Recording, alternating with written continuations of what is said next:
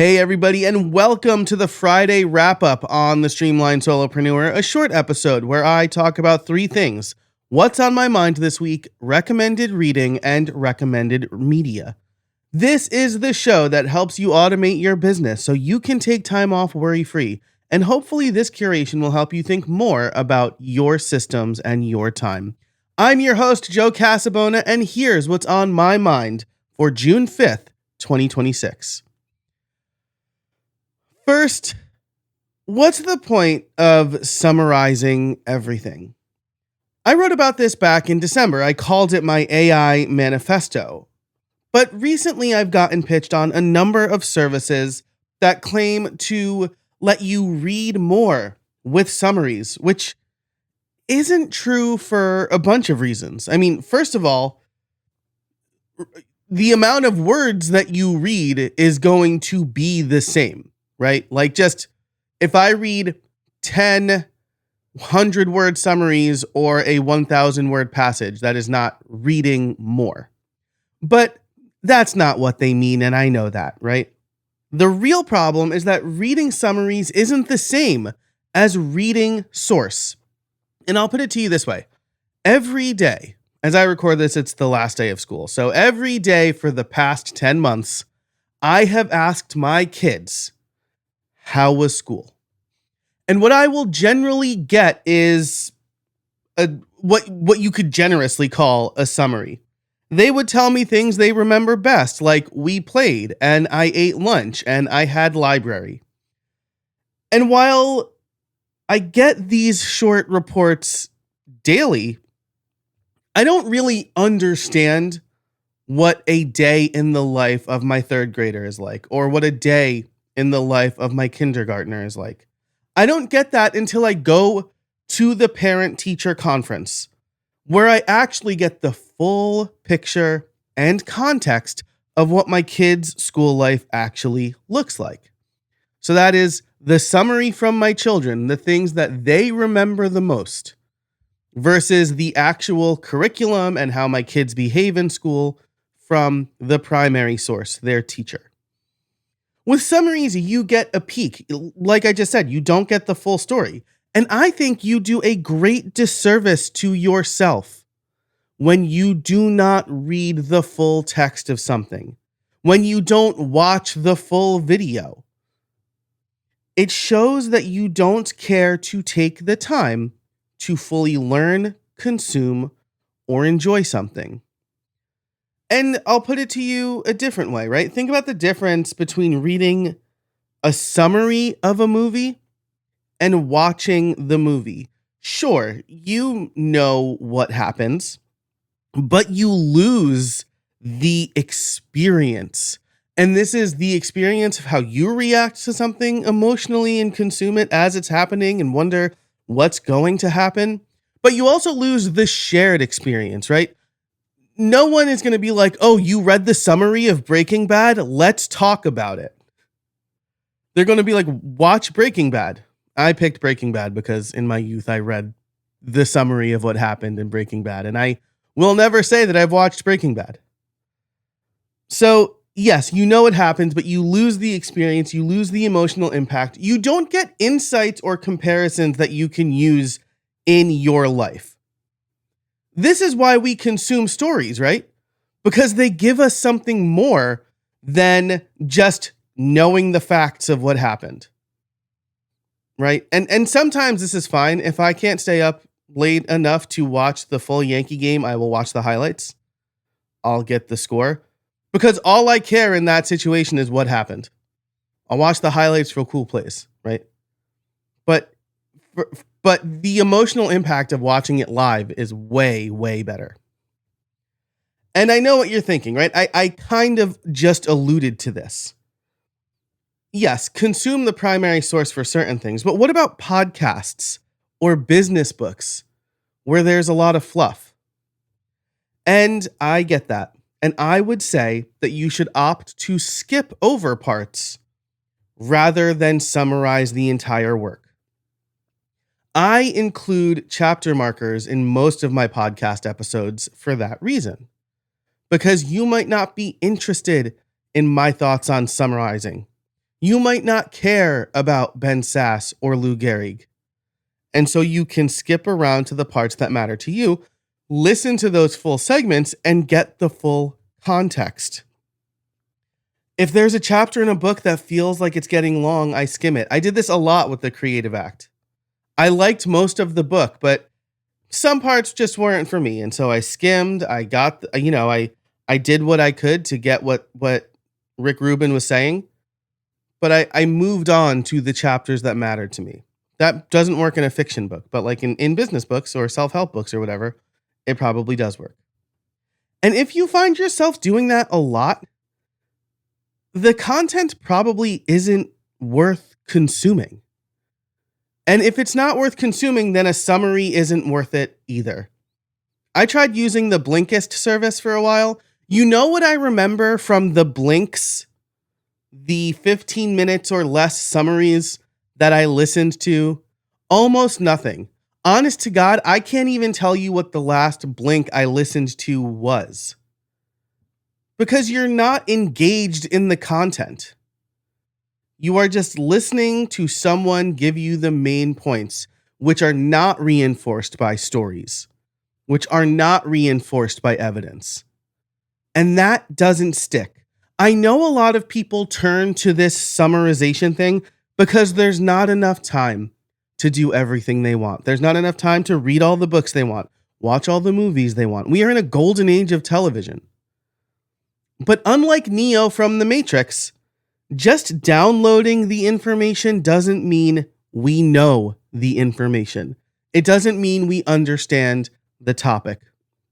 And I would rather spend 2 weeks reading one thing and having it stick than read 14 summaries that I'm going to forget.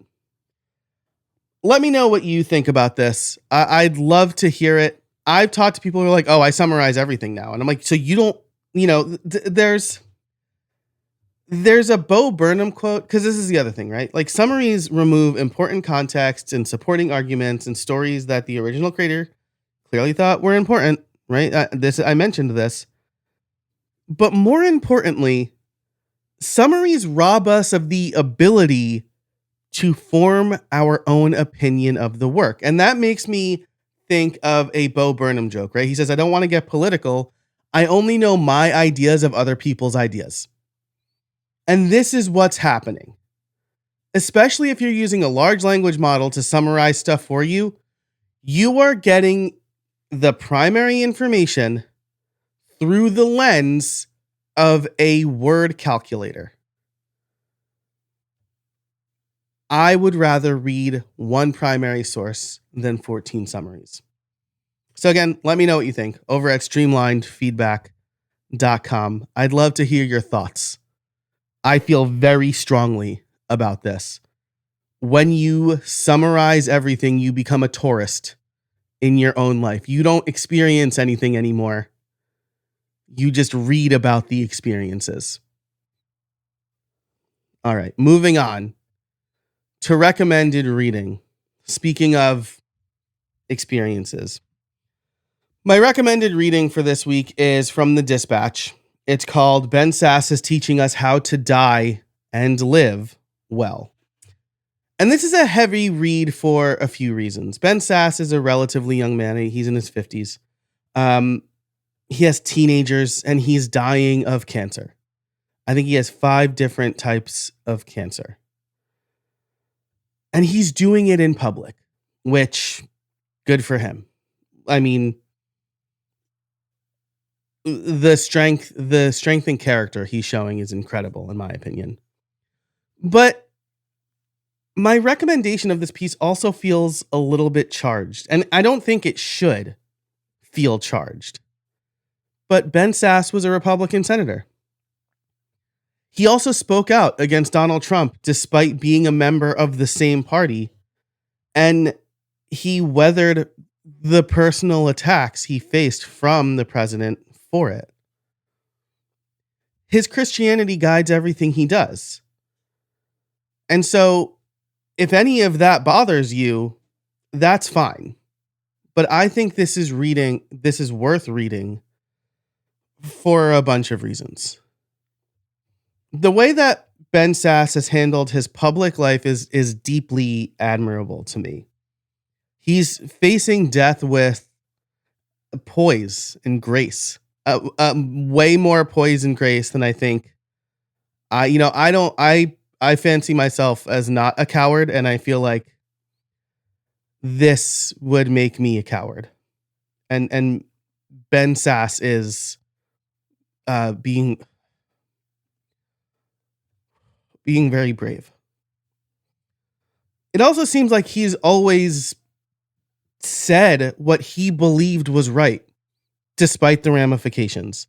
I don't know him personally, but he seems very guided by principles. And I think that he would attribute a lot of that to his faith. And this is something that we're seeing alarmingly little of in public servants. In this piece, he also talks about what really matters a lot, right? Spending our time wisely, something I have dedicated my career to at this point, and being present with our families, especially if you have young kids. He says, at one point, the interviewer asked him, like, who should run for public office? And he said, if you have small kids, you shouldn't. It takes away so much time from them. I've designed my business to maximize time with my family. As I record this week, it's the last week of school, and I have barely been in the office because I've been at the school doing fun extra, end of the year activities with my kids, field days, and my oldest has like a fake auction where they spend the money they earned for good behavior or whatever. And it was so much fun. I'm taking a half day today because they have a half day, and we're going to go to lunch and do a bunch of fun stuff to celebrate the end of school and the beginning of summer. I've designed my business to maximize time with my family. And this is something I learned from my father, who would leave for work at 5 a.m. so that he got into his job near the city, New York City, by 7 a.m. so that he could leave at 3 and be home for dinner with all of us, or go to our games, our plays, whatever extracurricular activities we had. He was there. There were 4 of us, and my parents seemed to be at all of the things that we did. And the big reason I want to share this is because I think it's easy to think you'll always have more time. I'll just do this thing for my business, and I'll go to the next game. Or you're at the playground checking your email, or trying to steal some work while you're playing a board game with your kids. I have been guilty of that, and I try really hard not to do it anymore. And when my kids see me on my phone, they know that they can take it out of my hand without getting in trouble and hide it when I am supposed to be spending time with them. So I think it's easy to think you'll always have more time, but among other things in this piece, Ben Sasse is reminding us and showing us to take advantage of what time we have now. All right, let's move over to recommended media. I really thought about just doing like a really happy, like that news, like recency effect thing. But this week we also celebrated Lou Gehrig Day across baseball, a day to raise awareness and money for research to help put an end to ALS, known as Lou Gehrig's disease. It's like a really terrible disease that like it basically paralyzes your body, from what I understand. And so for this week's recommended media, I want to share his Luckiest Man speech. In his last public appearance, he gives what I believe is one of the most famous sports speeches ever, if not just one of the most famous, let's say, American speeches ever. It's short. I think the video I share is like a minute and change. The entire speech wasn't recorded, but sticking with this week's apparent theme, Gehrig shows us that it's not how much time you have on this earth, but it's how you spend that time. And he was diagnosed in his 30s, and he considered himself the luckiest man on the face of the earth for getting to play a game for a living. And, nearly 100 years after he was born, we still remember and listen to this speech every year. All right. Well, that's it for this pretty heavy version of the Friday wrap up. But I think there was a lot of really important things in here.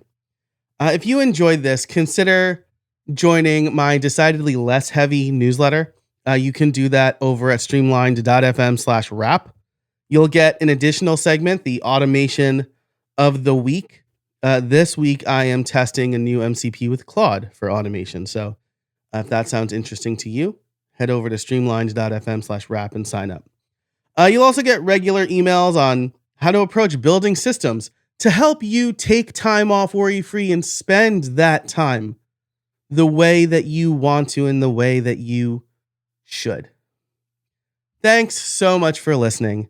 And until next time, I hope you find some space in your weekend.